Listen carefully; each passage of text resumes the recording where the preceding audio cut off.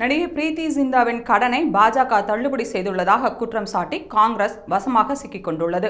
இதுகுறித்து கேரள மாநில காங்கிரஸ் இணையதள பக்கத்தில் வெளியிட்டிருந்த பதிவில், கடந்த வாரம் வங்கி திவாலான நிலையில் பாலிவுட் நடிகை தனது இணையதள பக்கத்தை பாஜக வசம் ஒப்படைத்துவிட்டு 18 கோடி ரூபாய் கடனை தள்ளுபடி பெற்றுவிட்டார். வங்கியில் பணம் போட்டவர்கள்தான் பணத்திற்காக வீதிகளில் இறங்கி போராடுகின்றனர் என்று நடிகை பிரீத்தி ஜிந்தா புகைப்படத்துடன் பதிவிட்டனர். இந்த குற்றச்சாட்டுக்கு பதிலளித்துள்ள நடிகை பிரீத்தி ஜிந்தா, என்னுடைய இணையதள பக்கத்தை நான் தான் கையாளுகிறேன். யாரும் எனக்காக எந்த கடனையும் தள்ளுபடி செய்யவில்லை.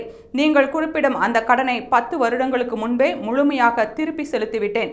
இந்த விளக்கம் எதிர்காலத்தில் தவறான செய்திகள் பரவுவதை தடுக்கும் என நம்புகிறேன் என்று தெரிவித்தார். பிரீத்தி ஜிந்தா பதிவுக்கு பதிலளித்த கேரள காங்கிரஸ், மற்ற பிரபலங்களைப் போல் இல்லாமல் உங்கள் இணையதள கணக்குகளை நீங்களே பயன்படுத்துவதில் மகிழ்ச்சி. உங்கள் கடன் தள்ளுபடி குறித்து விளக்கம் கொடுத்ததற்கு நன்றி. அதில் நாங்கள் ஏதாவது தவறு செய்திருந்தால் அதனை மனப்பூர்வமாக ஏற்றுக்கொள்கிறோம் என்று தெரிவித்தனர். அதற்கும் பிரீத்தி ஜிந்தா, எவ்வளவு தவறான தகவல்கள் வலம் வருகின்றன.